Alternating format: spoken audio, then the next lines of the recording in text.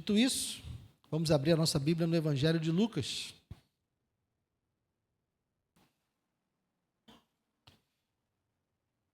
Evangelho de Lucas, capítulo 19.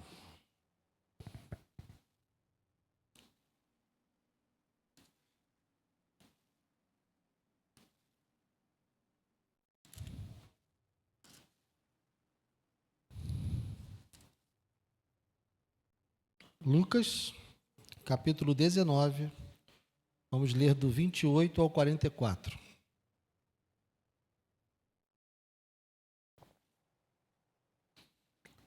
Lucas 19, do 28 ao 44. Se você não tem uma Bíblia, temos Bíblias nos bancos. Se você está próximo de alguém que está sem Bíblia, compartilhe a leitura. Diz assim, Lucas 19, 28. E depois de dizer isso, Jesus prosseguia a sua viagem para Jerusalém. E aconteceu que, ao aproximar-se de Betfagé e de Betânia, junto ao Monte das Oliveiras, Jesus enviou 2 dos seus discípulos, dizendo-lhes: vão até a aldeia que fica ali adiante, e ao entrar encontrarão preso um jumentinho, o qual ainda ninguém montou. Desprendam o jumentinho e tragam aqui. Se alguém perguntar por que estão desprendendo, respondam assim: porque o Senhor precisa dele. E indo os que foram mandados, acharam tudo conforme Jesus lhes tinha dito. Quando eles estavam soltando o jumentinho, os donos do animal disseram: por que estão desprendendo o jumentinho? Eles responderam: porque o Senhor precisa dele. Então trouxeram o jumentinho até Jesus e, pondo as suas capas sobre o animal, ajudaram Jesus a montar. À medida que Jesus avançava, as pessoas estendiam as suas capas no caminho. E quando Jesus se aproximava da descida do Monte das Oliveiras, toda a multidão dos discípulos começou, com muita alegria, a louvar a Deus em alta voz por todos os milagres que tinham visto. Diziam: bendito é o Rei que vem em nome do Senhor, paz no céu e glória nas maiores alturas. Alguns dos fariseus lhe disseram em meio à multidão: mestre, repreenda os seus discípulos. Mas Jesus respondeu: eu afirmo a vocês que, se eles se calarem, as próprias pedras clamarão. Quando Jesus ia chegando a Jerusalém, vendo a cidade, chorou por ela, dizendo: se você soubesse, ainda hoje, o que é preciso para conseguir a paz. Mas isso está agora oculto aos seus olhos. Pois virão dias em que os seus inimigos cercarão você de trincheiras e apertarão o cerco por todos os lados e vão arrasar você e matar todos os seus moradores. Não deixarão pedra sobre pedra, porque você não reconheceu o tempo em que Deus veio visitá-la. Pai amado, obrigado, Senhor, pela tua palavra. Fale conosco, Senhor. Precisamos das palavras que vêm da tua boca. Precisamos das profecias que o Senhor tem para nós. Então, ó Deus, que não seja eu a falar, que não sejam as minhas ideias, os meus pensamentos, mas que seja o Senhor proferindo as tuas palavras, a tua sentença, e que o Senhor nos alimente. Não permita que eu seja um obstáculo, que eu atrapalhe, ó Deus, a tua igreja de ser alimentada nessa noite, para a honra e para a glória do teu nome. Eu te peço e te agradeço em nome de Jesus. Amém e amém. Pode sentar, queridos.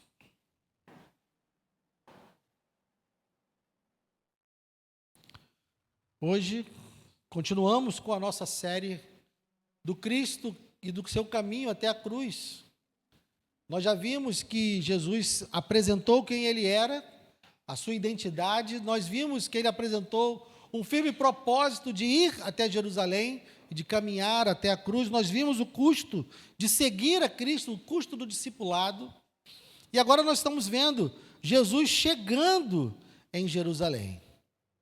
E ele foi recebido como um rei. Ele não foi recebido com oposição, ele não foi recebido com protestos, ele foi recebido com festa, ele foi recebido com júbilo. Assim, muitas pessoas falam bem de Jesus. Na verdade, Eu, pelo menos, embora conviva com muitos ateus, conviva com muita gente que detesta a igreja e detesta o evangelho, mas eu nunca vi ninguém falar mal de Jesus. Nunca vi ninguém dizer que Jesus era algo negativo. Só vejo pessoas falando bem. Todo mundo tem uma boa visão a respeito de quem Jesus é. Ele é alguém que nos socorre em momentos difíceis, é um exemplo de amor, é um exemplo de compaixão, é alguém que pode abençoar a nossa vida, que pode mudar a nossa história, mudar a nossa sorte nesse mundo. E nenhuma dessas respostas está totalmente errada. A grande questão é que essas respostas são insuficientes, elas não dão conta de quem Jesus revelou ser. Na primeira mensagem dessa série, ele disse: eu sou Cristo. Ele é o Filho do Deus vivo. Ele é o enviado de Deus, o Filho do homem, o Filho de Deus. É isso que ele é. Então, existe aqui um risco muito sutil de nós criarmos, ainda que ele tenha se revelado, ainda que ele tenha dito quem ele era e tenha deixado claro em todo o seu ministério quem ele era e o que ele veio fazer, ainda assim corremos o risco de criar um Jesus que atende às nossas expectativas, de criar um Jesus que responde às nossas necessidades da maneira como nós vemos, em vez de nós nos submetermos ao Cristo que está revelado nas Escrituras. Nós podemos criar um Jesus que a gente goste mais do que aquele que realmente está expresso nas Escrituras. E o texto que nós estamos meditando hoje mostra exatamente isso. O povo enxerga Jesus como rei. Eles olham para ele, recebem, celebram, reconhecem que Jesus é rei.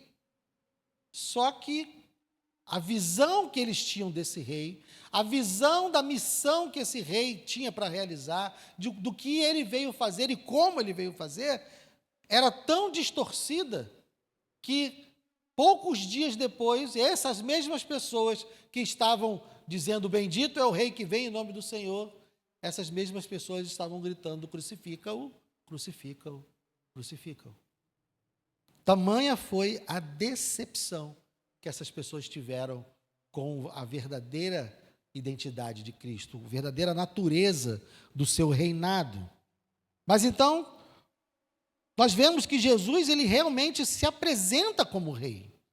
Nos versos 28 ao 35, nós temos ele dando ordens. Ele está enviando discípulos, ele está descrevendo que animal, como o animal seria, aonde ele estaria, o que iria acontecer. Ele afirma a sua autoridade quando ele diz: olha, quando perguntarem para vocês por que vocês estão pegando o jumentinho, diga que o Senhor precisa dele.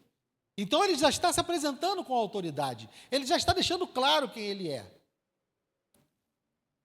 E ele está mostrando como nada do que está acontecendo no seu caminho até a cruz é improviso. Nada do que está sendo feito, desde quando ele colocou no seu rosto o firme propósito de ir até Jerusalém, de caminhar até a cruz, nada do que está acontecendo é improviso. Jesus está deixando claro aqui que ele está controlando tudo o que está acontecendo.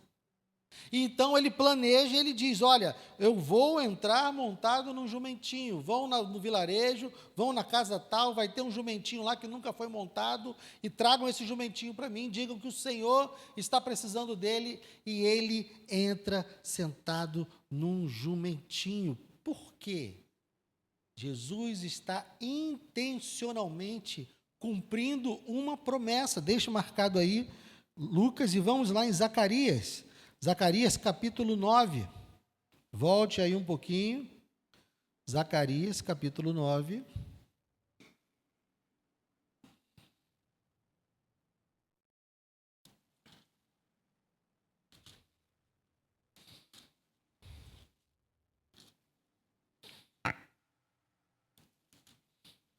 verso 9, Zacarias capítulo 9, verso 9.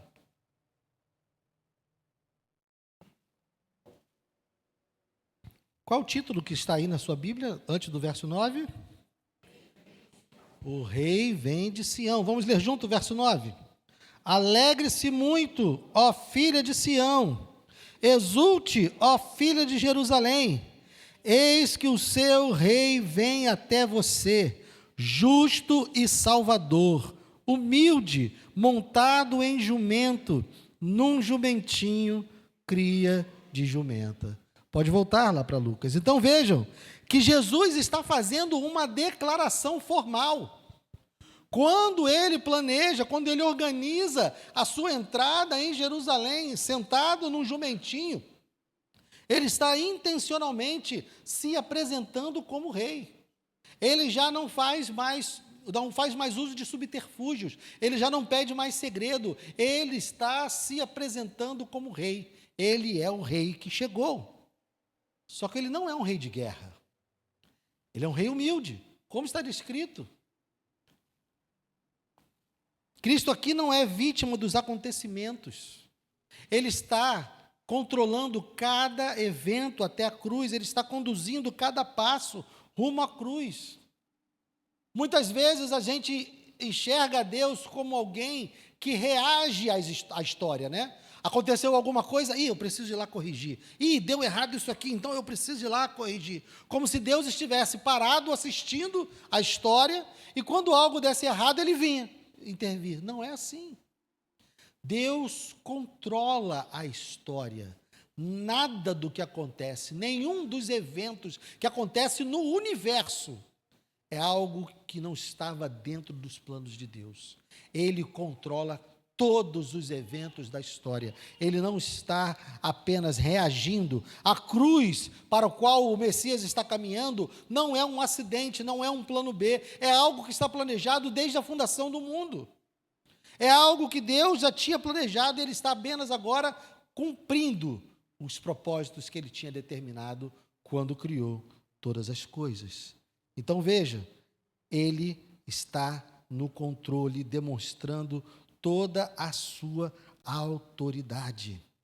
Havia, no entanto, meus irmãos, uma expectativa. A multidão, quando vê Jesus entrando, já conhecendo os seus sinais, já conhecendo os milagres que ele tinha realizado, já conhecendo a sua pregação, e vê ele entrando em Jerusalém num jumentinho, eles pensam, chegou o rei. E eles então declaram, bendito o rei que vem em nome do Senhor.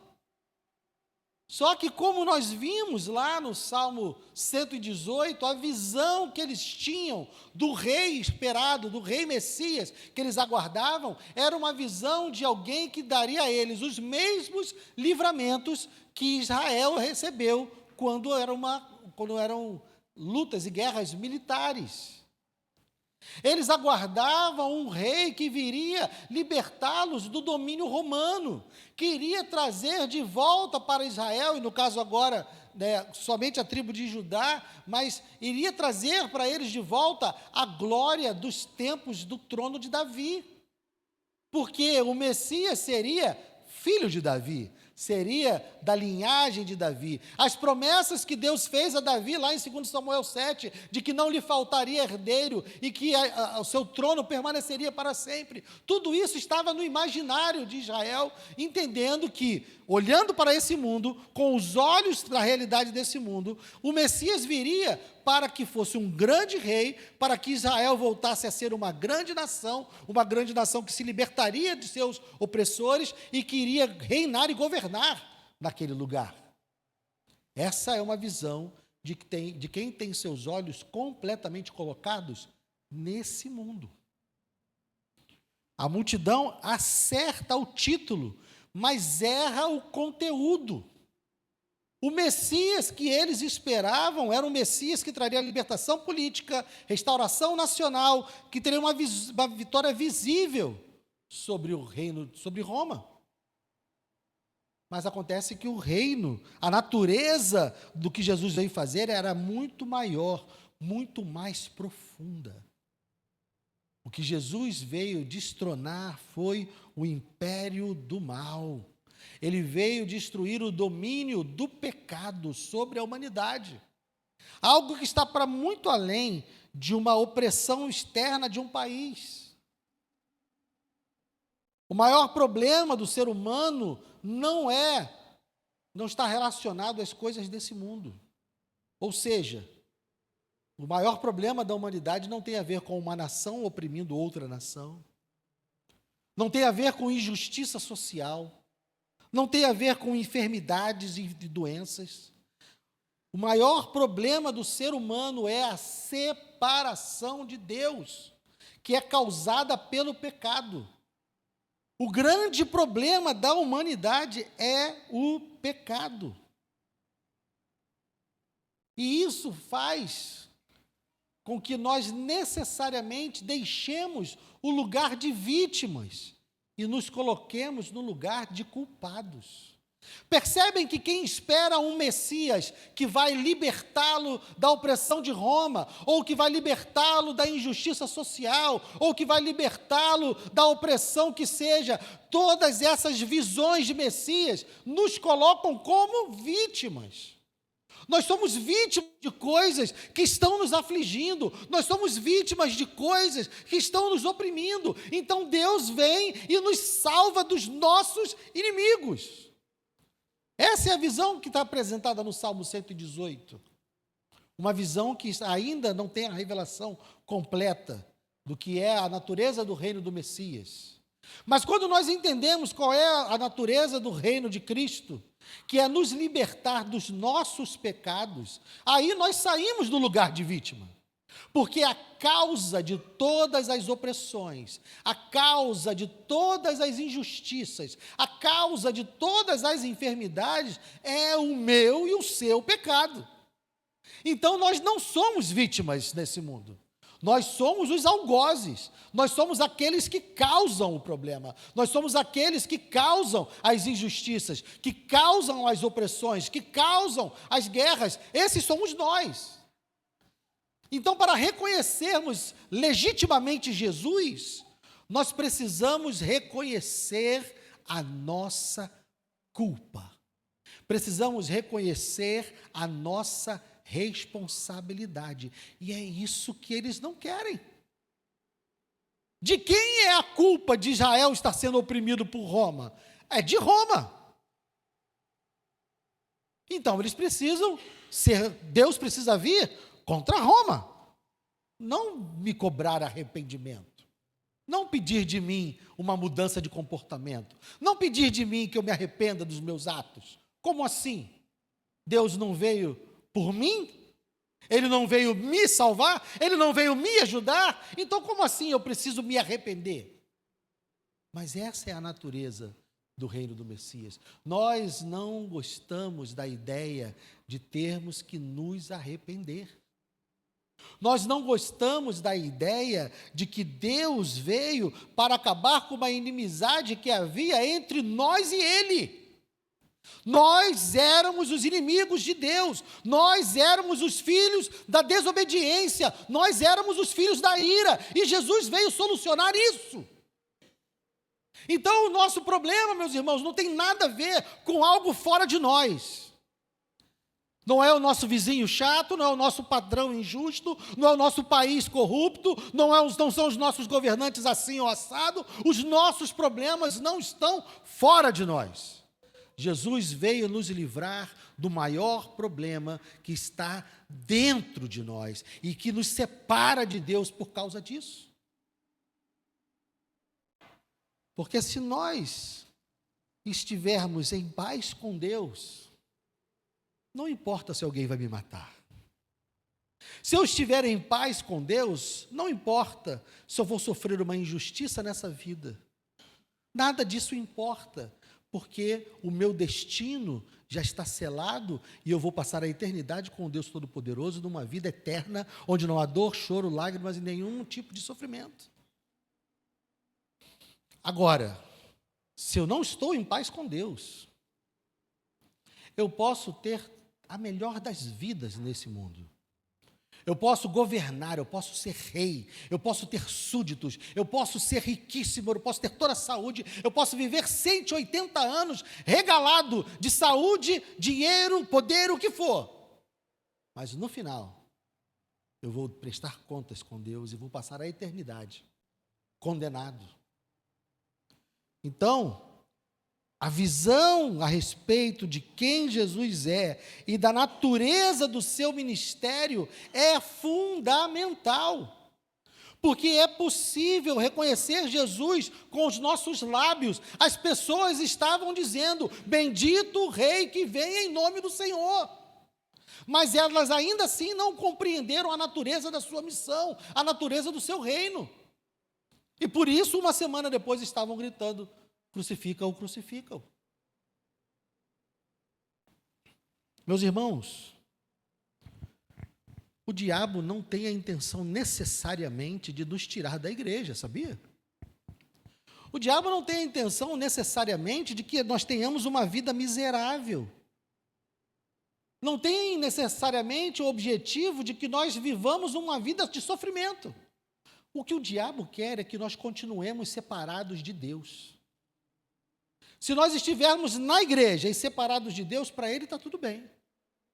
Se nós estivermos bem, com saúde, trabalhando, empregados com bom salário, mas separados de Deus, para ele está tudo bem também. Nós não temos que pensar que o diabo está o tempo inteiro ali, ó, eu vou destruir a vida desse cara, eu vou destruir a vida dessa mulher. Não, ele olha assim, está longe de Deus? Está tranquilo.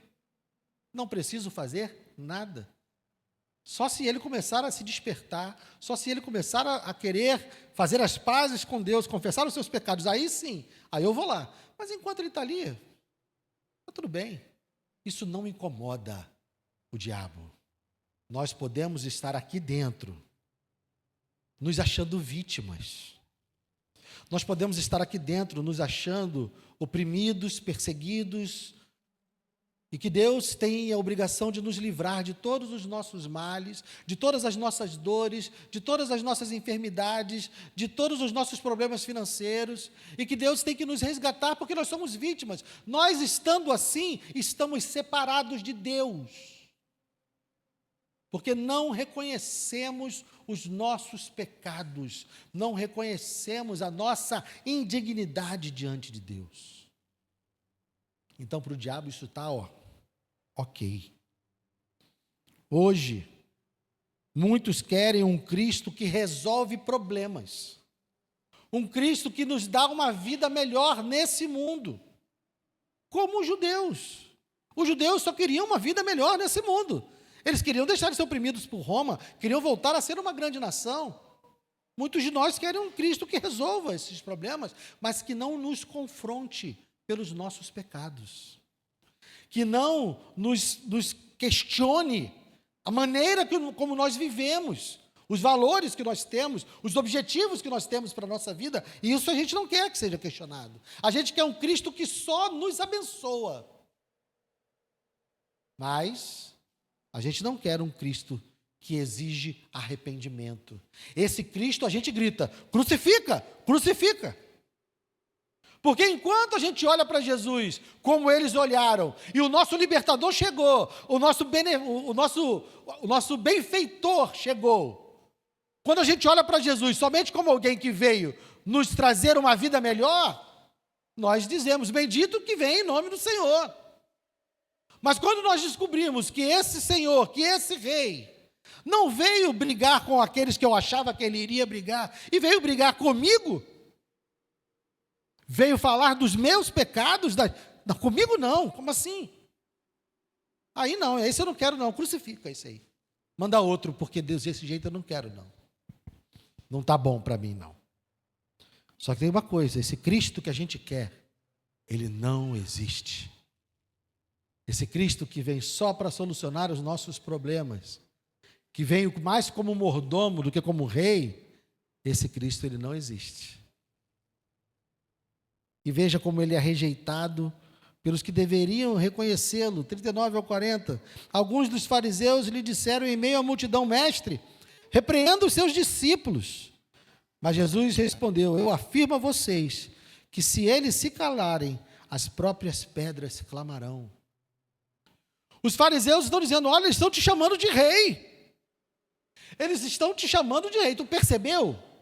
Tu percebeu que eles estão te chamando de rei? Fala para eles pararem. E Jesus disse: parar por quê? Se eu sou o rei, Jesus está dizendo: olha, eu sou o rei. Gostem ou não, tenham entendido ou não, tenham percebido ou não, isso não muda o fato de que eu sou rei.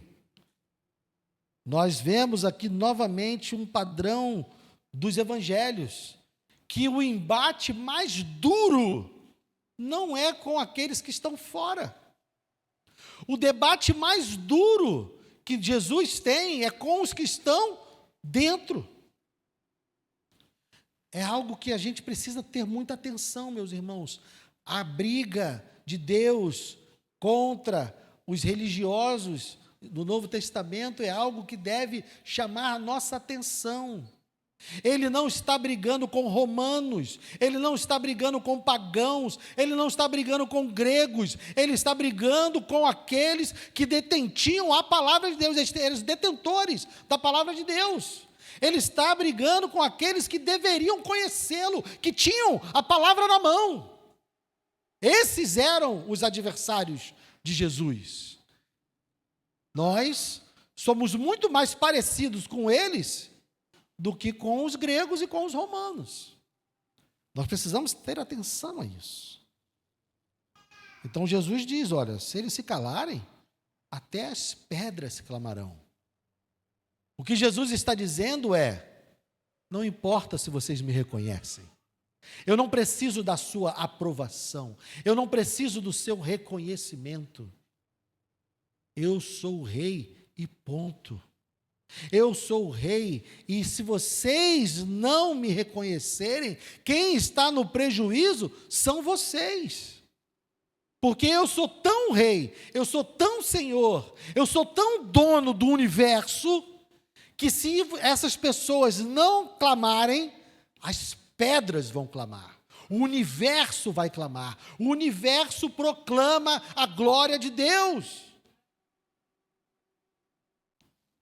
Então, o reino de Cristo, o reino do Senhor, não precisa da aprovação dos homens.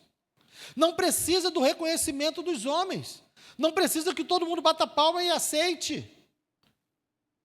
E, na verdade, o maior perigo é a rejeição desse reino. É a rejeição desse governo. E um perigo ainda maior é uma rejeição disfarçada dentro da religião. Nós podemos estar dentro da igreja, adorando a um Cristo, que não é o Cristo das Escrituras, que não é o Cristo da palavra de Deus. Como esses fariseus, como o povo de Israel estava com uma expectativa errada a respeito de Cristo, eles estando dentro, eles tendo a palavra, eles não conseguiram reconhecer a natureza do reino do Messias. Hoje nós também podemos estar dentro da igreja com a palavra na mão, não entendendo, não reconhecendo a natureza do reino do Messias. Ele não veio curar as nossas doenças, ele não veio fazer a nossa vida ser melhor, ele não veio nos dar um melhor emprego, ele não veio nos dar mais dinheiro, ele não veio para isso. Ele veio vencer o pecado, a morte e o diabo. Ele veio nos reconciliar com Deus. Nós estávamos separados de Deus e ele veio nos reconciliar com Deus. Foi isso que ele veio fazer. E isso é muito maior, é muito superior, é muito mais profundo do que qualquer outra coisa que a gente possa imaginar. Mas ainda há muitos entre nós, e muitos que entrarão por essas portas também, na expectativa de encontrar um Jesus que não existe. É possível, irmãos, conhecer a Bíblia, frequentar a igreja e ainda assim rejeitar o reinado de Cristo, buscando um Cristo que não está nas Escrituras. E a reação de Jesus qual é? A partir do 41. Quando Jesus ia chegando a Jerusalém, vendo a cidade, chorou. Chorou por ela, dizendo: ah, se você soubesse, ainda hoje, o que é preciso para conseguir a paz. Mas isso está agora oculto aos seus olhos, pois virão dias em que os seus inimigos cercarão você de trincheiras e apertarão o cerco por todos os lados, e vão arrasar você e matar todos os seus moradores. Não deixarão pedra sobre pedra, porque você não reconheceu o tempo em que Deus veio visitá-la. Jesus está agora chorando e lamentando, porque ele sabe qual é o destino. E vocês percebem o contraste, ou talvez a ironia que há aqui. Nós lemos o Salmo 118, deixa aí marcado e vamos voltar lá no Salmo 118. As vitórias que eles estavam descrevendo e a salvação que eles estavam clamando, quando eles declararam Jesus como rei, eu disse a vocês, eles estavam com o Salmo 118 na mente, quando proclamaram Jesus como rei na entrada triunfal. Versos 10 e 11 do Salmo 118.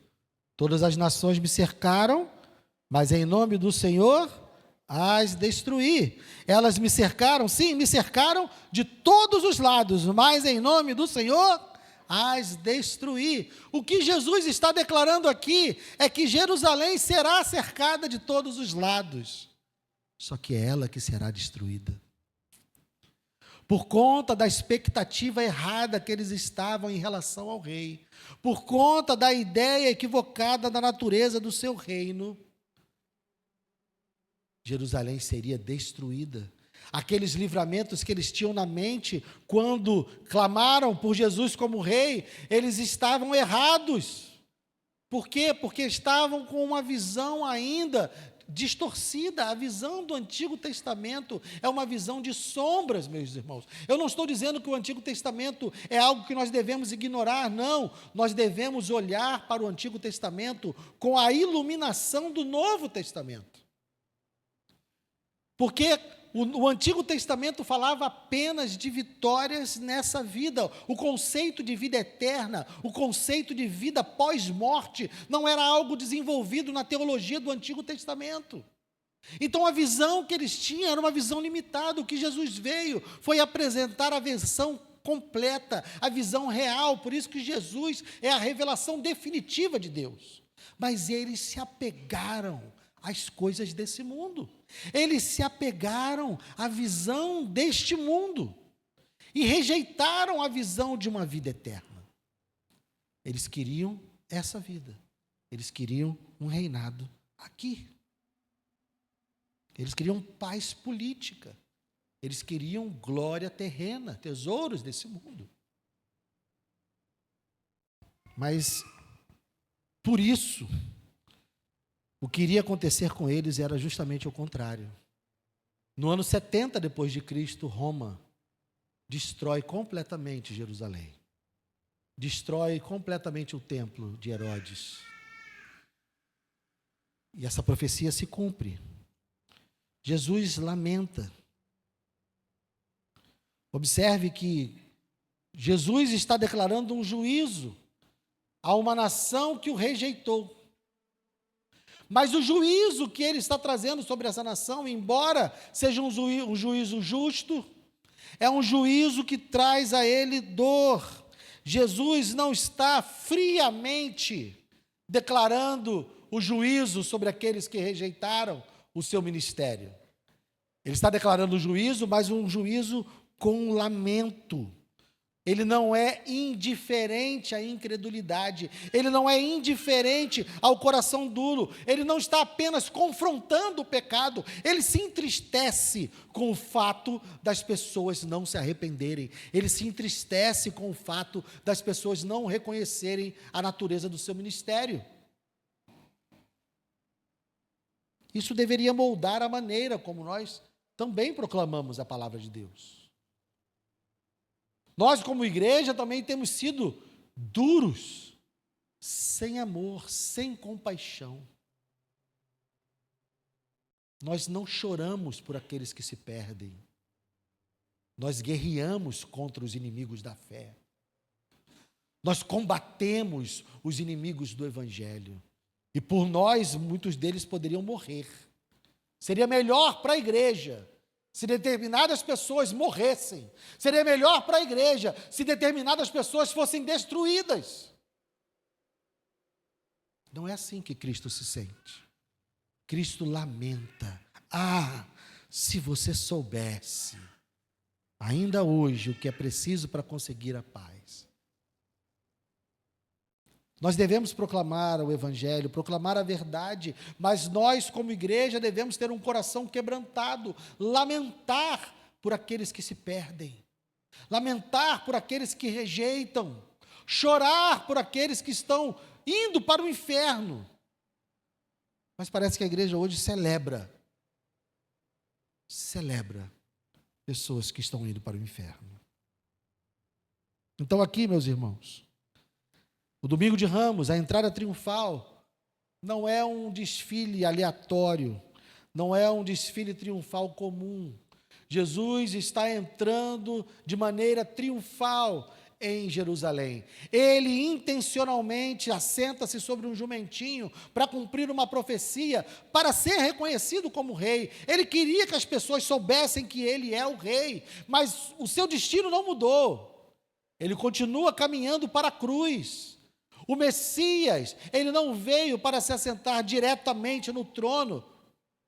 Ele precisava passar pela cruz, por nossa causa, porque no trono ele já estava. Antes de encarnar, Jesus já estava no trono. O que ele fez foi sair do trono, encarnar, submeter-se e humildemente viver uma vida humana perfeita, com todas as suas dores, com todas as suas dificuldades. Passou fome, chorou, passou frio, sofreu, se cansou, mas nunca pecou. E ao viver essa vida perfeita em nosso lugar e levar sobre si o castigo da cruz, ele conquista para nós a reconciliação. Nossos pecados são perdoados, não porque foram simplesmente apagados, mas porque Deus puniu o meu e o seu pecado sobre Jesus. Ele entra na cidade.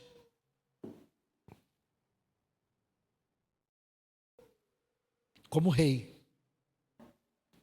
Ele declara que é rei. Quando os fariseus tentam fazê-lo calar as pessoas, porque estavam chamando ele de rei, ele diz: não, eu sou rei mesmo. As pedras vão clamar, se eles não clamarem. Mas ele entrou como um rei para ser rejeitado. Ele disse isso lá no começo da sua jornada. É necessário que o Filho do Homem seja entregue nas mãos dos homens, sofra, morra e ressuscite ao terceiro dia. Então ele entra como rei para ser rejeitado, para ser crucificado e para alcançar a nossa redenção. O seu objetivo não mudou, o seu plano continua o mesmo. O Cristo está caminhando para a cruz. Ele vai ser crucificado por conta dos nossos pecados. Diante desse texto, meus irmãos, diante dessas verdades, temos 3 perguntas que precisamos responder no nosso coração. E eu vou deixar essas perguntas com você, para você meditar nelas e saber qual é a resposta que você tem no seu coração. Primeiro, o Cristo que você crê é o Cristo verdadeiro ou é um Cristo que você criou de acordo com as suas expectativas? Você conhece o Cristo das Escrituras? Você conhece a missão dele? Você conhece o que ele fez? Você entende o que ele realizou e o que ele veio fazer? Você entende quais são as promessas que ele fez? Ou você está seguindo um Cristo de acordo com as suas expectativas? Ou você está seguindo um Cristo que vai fazer o que você quer e não o que você precisa? Essa é a primeira pergunta. A segunda pergunta é: a sua fé resulta em submissão ou em mera admiração.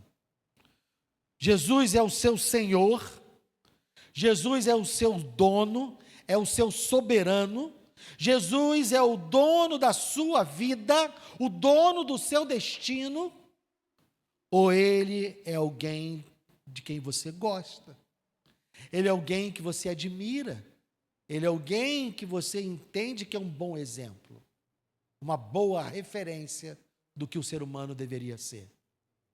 Quem Jesus é na sua fé. Terceira pergunta. De que maneira você reage ao confronto que o Evangelho faz? Quando o Evangelho diz que você não é uma vítima, quando o Evangelho diz que você não está sendo oprimido, que você não está sendo vítima da injustiça, quando o Evangelho diz que você é a causa da opressão, que você é a causa da injustiça, que você é a causa das dores, como você se sente, como você reage diante da verdade do Evangelho, que o mundo é o que é, que as coisas acontecem como acontecem por causa do nosso pecado. Nenhuma outra razão. O problema do mundo é o meu e o seu pecado. É a soma dos pecados de 7 bilhões de pessoas. Todos os dias. Todos os dias. Se há comida suficiente para todos comerem no mundo, e há pessoas passando fome, isso é culpa do nosso pecado. Se há maneiras de nós trabalharmos menos e termos as mesmas coisas, mas ainda assim isso não acontece, isso é culpa do meu e do seu pecado.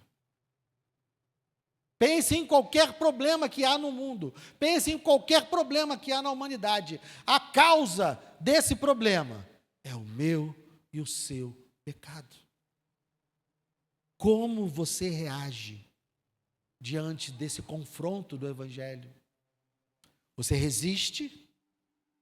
Você adia? Ah, não, eu penso nisso depois. Agora não estou afim. Ou você se rende e diz, realmente, eu sou culpado, eu sou pecador, eu preciso ser salvo, eu preciso do Messias que veio morrer, eu preciso do Messias que veio levar sobre si os meus pecados, não para melhorar a minha vida nesse mundo, mas para me reconciliar com Deus e me levar até a Nova Jerusalém, até a vida eterna. A multidão estava certa, meus irmãos. Jesus é o Rei. Eles só não entenderam que tipo de rei ele era. Eles rejeitaram ele era. E hoje o nosso chamado é o mesmo. O nosso chamado não é apenas reconhecer Jesus como Rei. O nosso chamado é recebê-lo como Rei que ele realmente é. Para recebermos dele a vitória que ele realmente conquistou para nós. Porque dizer que nós somos vitoriosos em nome de Cristo, sem preenchermos corretamente o conteúdo do que é vitória, é muito fácil. Quando compreendemos qual é a vitória, aí sim, nós fazemos a escolha certa. O rei que entrou em Jerusalém é o rei que foi para a cruz. E somente se nós recebermos ele assim, é que nós vamos encontrar a paz verdadeira. Amém? Vamos ficar de pé.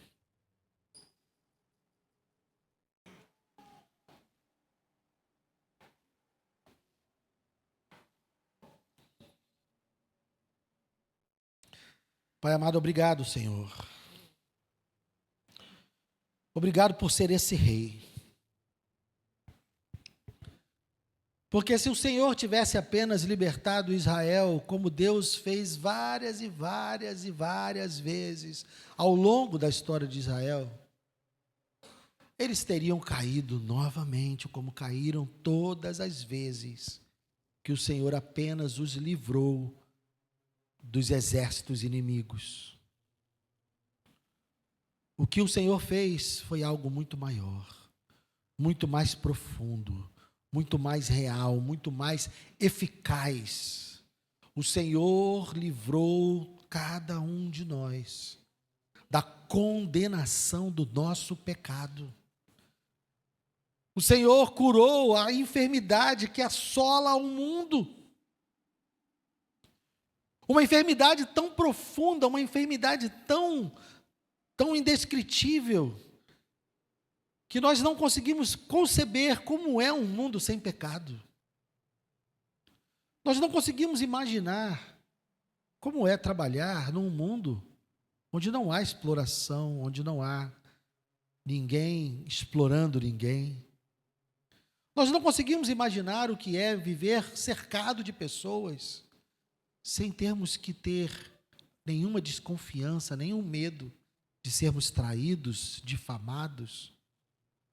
O pecado está tão entranhado em nós, que nós manifestamos ele na mais tenra infância, quando não queremos dividir os nossos brinquedos, quando tentamos bater em nossos pais quando somos contrariados, e isso com apenas 1 ou 2 anos, o pecado já se manifesta nos nossos membros. Então nós nascemos em pecado, nós vivemos mergulhados no pecado, tão profundo que ele é na nossa sociedade, no nosso mundo. E o Senhor veio vencer esse pecado. Oh Deus, muito obrigado por isso. Ansiamos, Senhor, ansiamos pelo dia em que o Senhor virá buscar a sua igreja e nós viveremos num mundo sem pecado. Porque com certeza é algo maravilhoso, embora nós não consigamos imaginar exatamente como é. A maneira como a tua palavra descreve isso é fantástica. Então, obrigado por vir e vencer os nossos verdadeiros inimigos. Porque não adiantaria o Senhor nos dar um governo maravilhoso, um salário maravilhoso, uma saúde maravilhosa e vivermos longuíssimos 120 anos, se no final nós não fôssemos passar a eternidade contigo.